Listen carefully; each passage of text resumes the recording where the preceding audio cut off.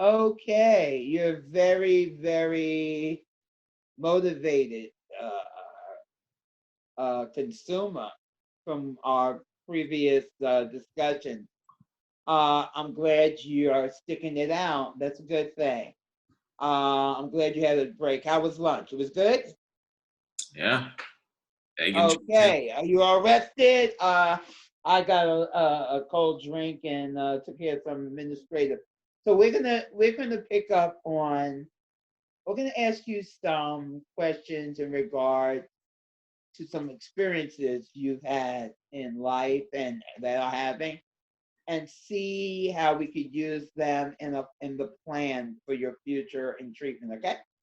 Okay. Now, if I ask you, who are you? I know you gave the bio, you gave me your name, gender, they asked all that, but who are you? If I ask you to define yourself, give me a little bio. Like, I just rolled up on you. I'm a shorty that's interested in you. Tell me something about yourself. The truth.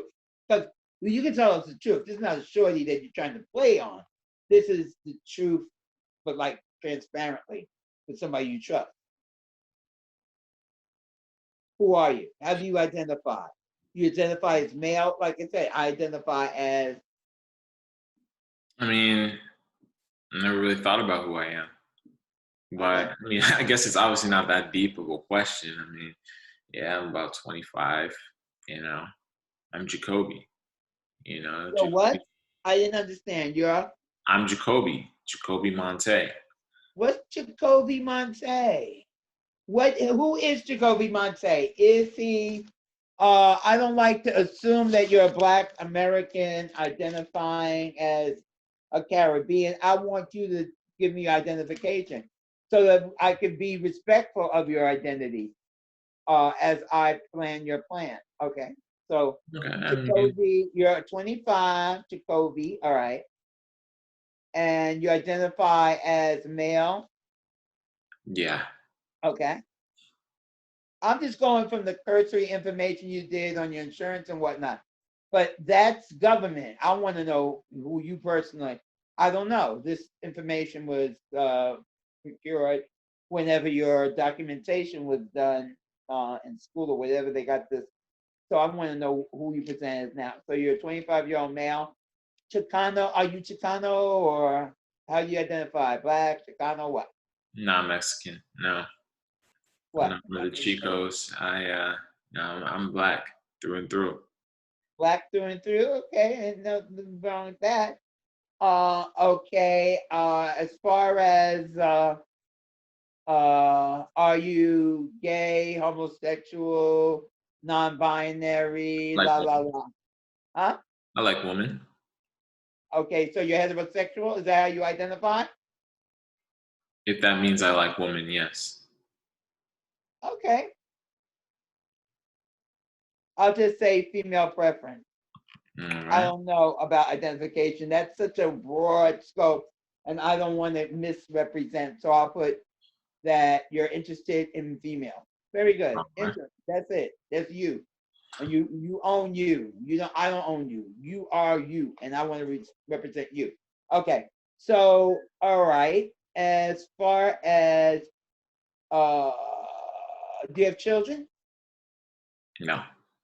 No children.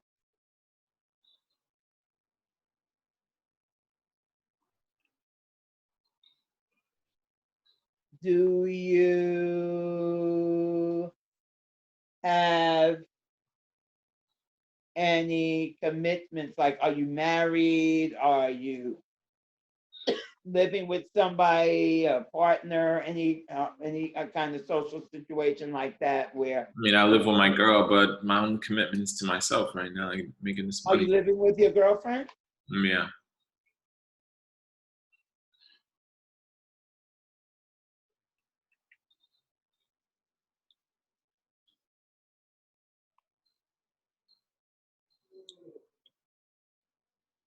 Okay, all right. So let me just ask you some situations.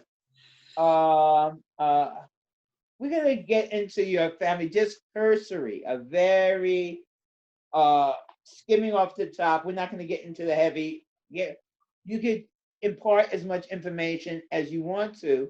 You're not obligated to get into anything deep at this time. This is just a platform to build relationship and to, again, format what direction we can help you go in for your journey in sobriety and staying out of incarceration.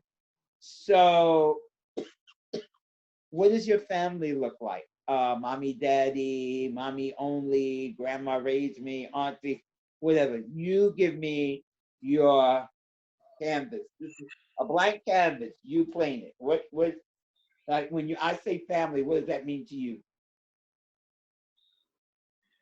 Your earliest recollection, I think, would be very helpful. I mean, I never knew my father. I feel like as far as man of the house, I was that man, always taking care and protecting my mother. You know, You took had care of and the protecting your mother. You felt that you were in that always from a young. role as a man. Okay. All right. Do you have siblings? I have a sister. Age? She's 30.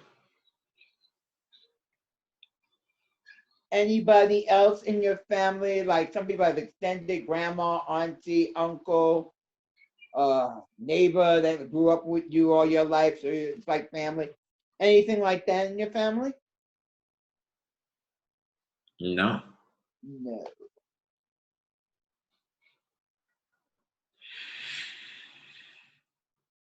Okay. Was there any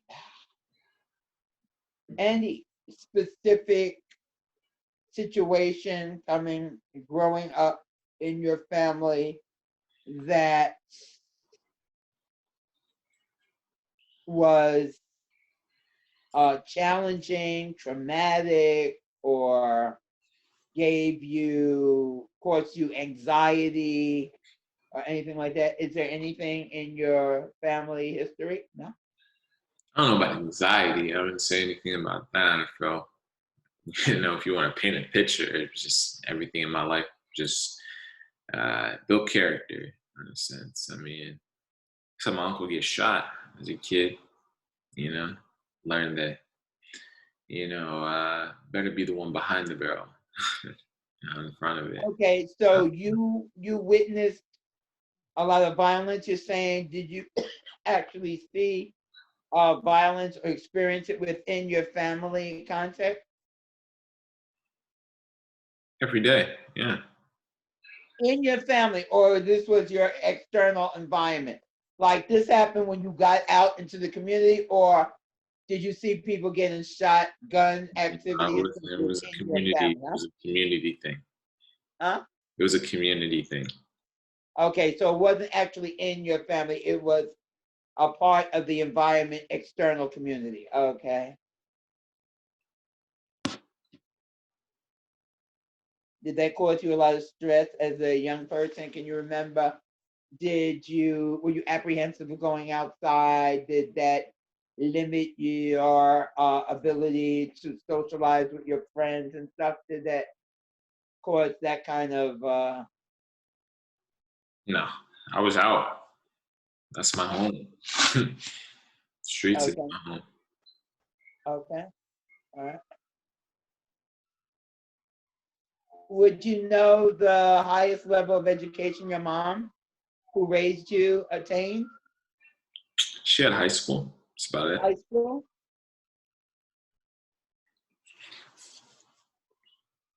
Do you know her, was she employed, or her main source of income came from any particular industry?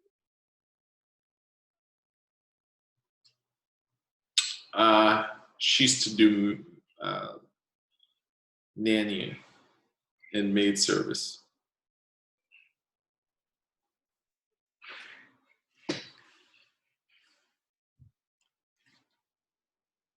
Okay. Okay. When you were younger, your earliest recollection, did you ever have any major medical problem? Just think. You could just take a minute and take a journey from, say, your early childhood through to this point, because you're 25. It's not a long journey, thank God. And you let me know your recollections of medical interventions. Have you ever been sick? Any disease? Any car accidents? Anything along the journey? Any kind of trauma that caused physical or mental injury to you, to your knowledge? Not to my knowledge, no. I mean, no, I wouldn't say so. So you don't have any trauma, no medical interventions, no breaks, or playing out in the street, fall, break your leg, or climbing on the monkey bars and slip and chip your teeth, nothing like that, right?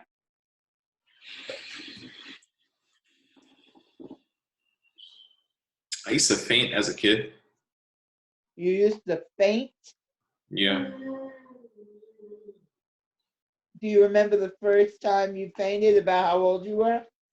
I was about 11. Huh? 11. 11. Can you remember the uh scene of when that happened, what the environment was, what the time, where were you, in the house, in the street, were you running, playing in a sport activity, anything like that? Yeah, I was playing sports. You were playing sports, any particular sport? Football. Football. Okay. And you passed out, fainted? Yeah, I scored the winning touchdown actually, and everyone was, crowding me, giving me love, showing me affection. I don't know. Did you pass out so nobody could kiss you? So the cheerleading team, what kind of cheerleaders at 11 years old? Get out of here! You're a real wise guy, sir. Okay, you all right? So you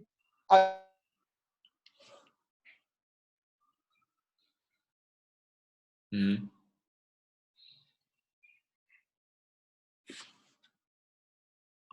after you passed out, what did they do? Oh yeah, they took me to the hospital. Hmm. Was that being taped? I don't think so. It just came on. The sign came on again. Say again? Were you rolling all the time, right? Yeah, so you froze, and that's why. Oh, okay. All right. So okay. So uh it was summer, because sometimes it's so hot, if you're out there you could pass out, but there was no residual intervention. They didn't have to take you to the emergency room. They didn't have to do any of that. Your mother didn't have to follow up with any medical care after that, did she? I mean, I suffered from a couple more fainting experiences, if that's what you're asking. And was there medical intervention? Sometimes. What was the intervention? Do you remember? Yeah, sometimes they took me to the emergency care.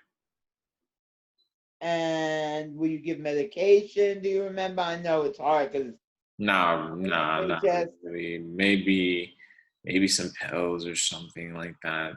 I don't. okay, so you don't know. You were never diagnosed with anything. Just were most of these fainting around the sports and being maybe No, overexhausted. they were all different experiences. I just remember the first one being from football. Has it happened recently? Has it happened since you're an adult? Uh no, I haven't saved not for a year or so.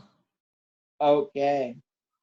Have you ever yourself gone to any kind of medical facility or seen a doctor in regards to it since you're now a grown man? No. Oh,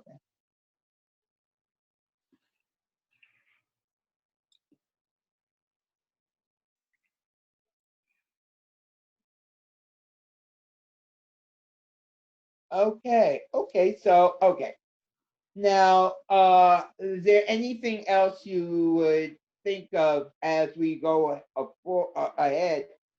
Sometimes when you're being given a lot of questions, you're under no obligation to rush. I give you all the time you need, but if you think of anything, you have to let us know, and we'll just add it to your record. And at any point, you know what I mean? Because sometimes, wow, I don't remember things that happening at the moment, but at any time, if you remember anything, you got to let us know. Okay, so now we're going to explore your mental health. Did you ever have any mental health intervention? Were you ever very sad, crying spells, wetting the bed? No. Okay, Yeah, everything's good up here. We got to be sharp up here. okay, you could be sharp. Yeah, all right. You even the sharpest people sometimes have occurrences. Doesn't have to be permanent. Things that have a little devastating effect on. You've never had anything. How about as a child? No. Anything ever happened that caused you a lot of distress? You had no formal intervention with mental health, right? We don't really think about that stuff where I'm from, you know? You don't think It's about a it where privilege you're people to from. sit down and think about what their mental is. Okay. Are you? I just want to understand what you're saying. You're saying your community, your environment, your providers, mental health is not something that is really addressed. It's not something that is Yeah, I'm not a punk. That's stuff that gets okay. you beat up in the streets. Some people you get depression and stuff. Oh, okay. All right. I can understand that. I hear you with that. All right. So just to piggyback on what you're saying, that wasn't your previous protocol as far as how you did business coming up and the environment that you're in. How would you think about mental health going forward? Now, when you hear mental health, from what you just said, it's not something popular within your circle, something that's embraced. But do you think there's a possibility, not that you would even need it, but going forward, if mental health intervention was presented to you as a option that would help your impulse control, say you say nobody bothered you like that, if anything could prevent you from further incarceration, even a little mental health intervention, doesn't mean medication or anything, it just means talk therapy, what you doing with me or any other clinician, that's a level of talk therapy in a different context, because this is directly about alcohol and substance abuse. But would you be willing to explore that intervention with a therapist? Is it In the future, not required? now. Is it required to stay out of prison? Yeah. No, it can be a buffer to going back to prison. Yeah. It could be the talk therapy or whatever intervention can put a wedge between you and a cell. Yeah. That is the purpose. It's not just, oh, there's something wrong with me. And it's really nobody's business. Doctors, lawyers, politicians, people go and do talk therapy and nobody knows their business and they live very productive lives. It's not something you wear on your shirt that, all right, so yeah, you're saying if it keeps you out of incarceration, that could be a possibility. I just asking the question, would you consider it? Or you I say, don't know oh, about that's that one. something, huh? Huh? I don't know about that one. Sounds like a lot of extra work. Okay, that's good. That's a fair answer. That you don't have to even answer that now. Later on, as you see the benefits of the journey in treatment, you might want to take it to a different level, and that might be one of the opportunities that presents itself. A talk therapist with somebody that could assist in areas that would further help your journey. Okay, there's not. It's just I'm just throwing that out there as a possibility. Since other things were discussed, I just do that because that partners in that journey. Okay. Well, we've covered a lot of ground. Is there anything that you could think of at this point? We've talked about your family, your mental health, your physical health, your cultural, how you represent yourself in this great thing called the universe. Is there anything that you want to add to it? Because we're going to be taking recess and we're going to recap again tomorrow because thank thankfully we were able to see you. You were a little late. I know the transportation, finding parking over here. It took you half an hour. Okay, and we had some a little glitches that I want you to get full representation of whatever services we can render you. So I understand that you're coming back tomorrow, right? All right. I guess so. You guess so? Looks like You that's gonna all. make me be lonely?